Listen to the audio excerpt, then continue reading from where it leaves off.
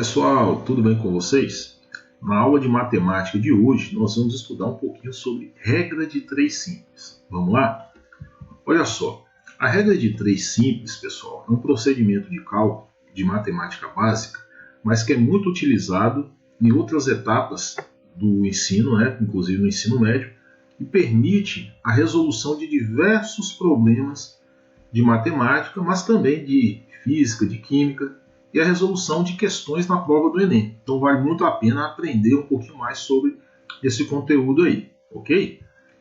Para a gente começar, vamos lembrar um pouquinho o que diz a história. Existem registros históricos já com data de 1650 a.C., que relatava o uso de regra de 3 na resolução de alguns problemas matemáticos. Esse documento é chamado de Papiro de Hind. O papiro ele é como se fosse o papel de hoje, onde eram registrados as informações na antiguidade, ok? O papiro. Mas o que vem a ser a regra de 3? A regra de 3 ela é um mecanismo de cálculo onde nós, partindo de 3 valores já conhecidos num problema, nós buscamos encontrar um quarto valor, um número desconhecido. É por isso que chama-se regra de 3, porque você tem 3 valores conhecidos já no problema para encontrar um quarto valor que falta, tá bom? Nós vamos aprender aqui um pouquinho sobre esse conteúdo a partir da resolução de problemas. Eu acho que é a melhor maneira de estudar isso daí. Mas antes, é preciso a gente saber seguir alguns passos no uso da regra de 3. Olha só, primeiro passo serve para todo e qualquer problema, ler e interpretar o problema. Isso aí, sem dúvida, tem que acontecer, Segundo, organizar uma tabela separando as informações por grandezas de mesma natureza. A gente coloca organizado isso daí. Terceiro, identificar se as grandezas são direta ou inversamente proporcionais. É muito importante essa análise aqui, se as grandezas são direta ou inversamente proporcionais. Nós já estudamos isso. Eu vou deixar aqui o card com o link do vídeo, caso você queira revisar o assunto, tá bom? Quarto passo, montar uma proporção na mesma ordem se as grandezas forem diretamente proporcionais ou invertendo uma das razões, caso as grandezas sejam inversamente proporcionais. Então é muito importante também fazer isso. Caso as grandezas sejam inversamente proporcionais, nós teremos que inverter uma das razões. E por fim, resolver a proporção. Tá bom?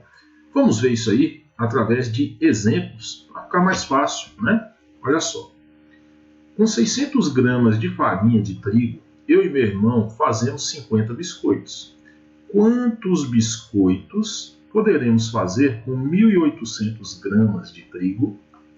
Observe que aqui a tabela ela já está organizada, separando de um lado gramas de trigo, do outro lado quantidade de biscoitos. Então você organiza essas informações. E aí colocamos aqui, 600 gramas de farinha faz 50 biscoitos.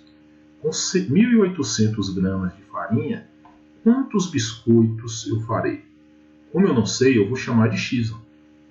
Observe que no problema eu já tenho 3 valores e preciso descobrir um valor que falta aqui, que é o x, tá bom? Vamos agora analisar se as grandezas são direta ou inversamente proporcionais. Como eu faço isso? Olha só. Com 600 gramas de trigo eu faço 50 biscoitos. Se aumentar a quantidade de trigo para 1.800, a quantidade de biscoitos vai aumentar ou vai diminuir? Aumentando a quantidade de trigo, aumenta-se também a quantidade de biscoitos. Por isso, as duas grandezas elas são diretamente proporcionais. Aumentando uma, a outra também aumenta. Então, nós vamos montar a proporção, normalmente. Mas antes disso, eu vou colocar aqui uma setinha aqui, e outra do lado de cá, no mesmo sentido, para mostrar que as grandezas elas têm o mesmo comportamento. Elas são diretamente proporcionais. Se fossem inversamente proporcionais, eu colocaria uma setinha com sentido contrário da outra, só para chamar a atenção. É uma técnica utilizada na resolução, tá bom? Então, o quarto passo é montar a proporção. Como? 600 está para 1.800. É só seguir o que já está aqui na tabela. Assim como, coloco o sinal de igual, 50 está para x. E agora, o último passo daqueles 5 que a gente relacionou para vocês, que é resolver a proporção, multiplicando em cruz.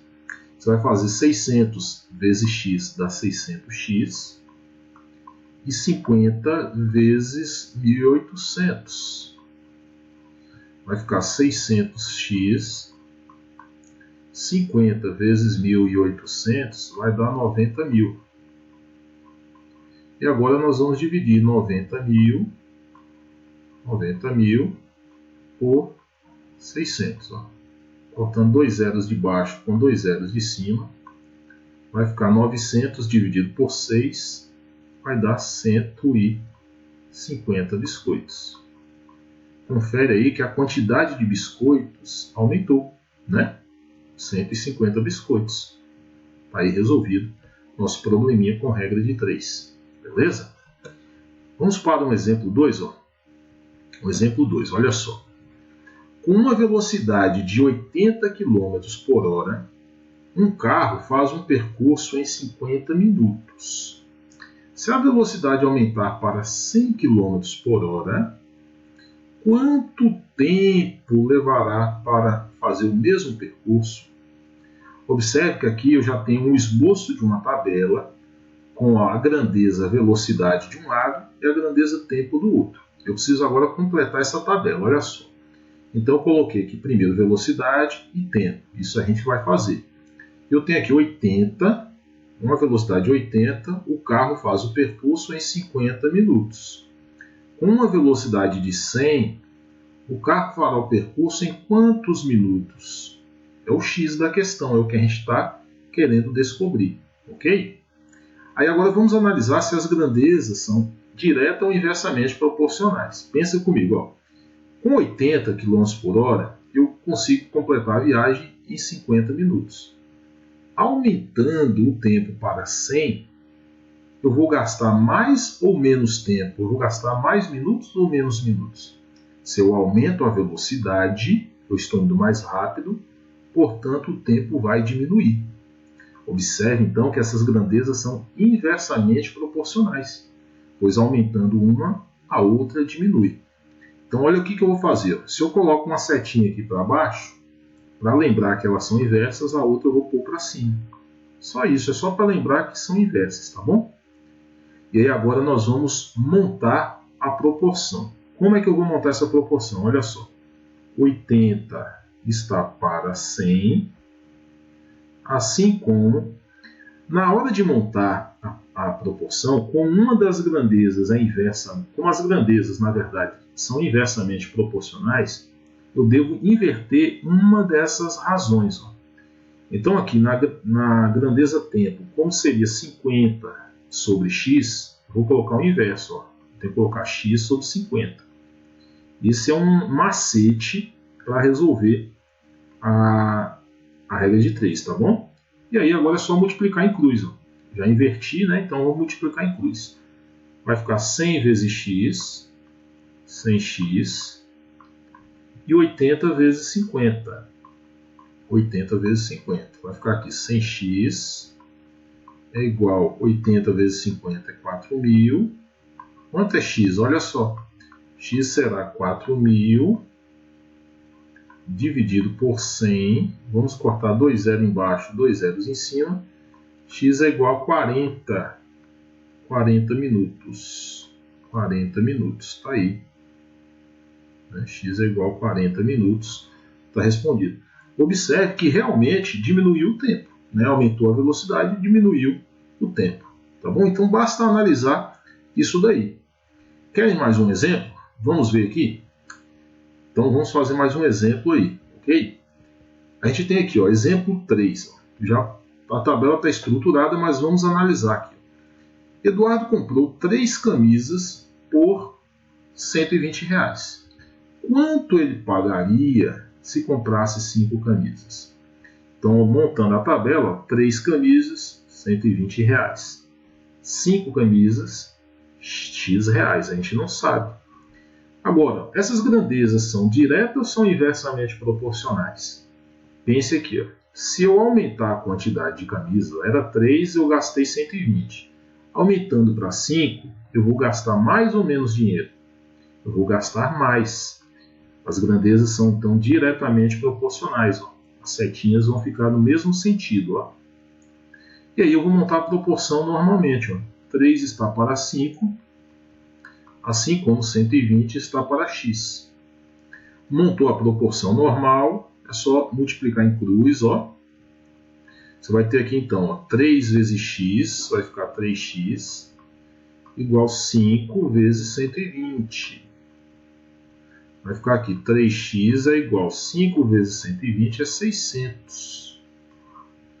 Quanto é que vai ficar aqui? Vai ficar 600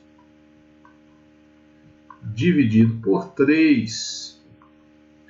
E quanto é 600 dividido por 3? 600 dividido por 3 é 200. Tá aí, ó. Então eu vou gastar R$200. Beleza? Vamos fazer mais um exemplo? Olha só. Uma equipe de operários trabalhando 8 horas por dia realizou determinada obra em 20 dias. Se o número de horas de serviço for reduzido para 5 horas, em que prazo essa equipe fará o mesmo trabalho? Observe que nessa questão eu não trago a tabela já pré-montada para a gente aqui, tá bom? Vamos analisar tudo e montar aqui.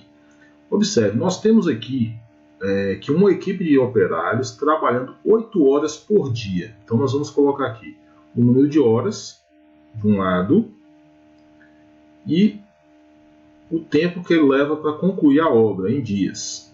Então a gente tem aqui, ó, trabalhando 8 horas por dia, a equipe faz o trabalho em 20 dias.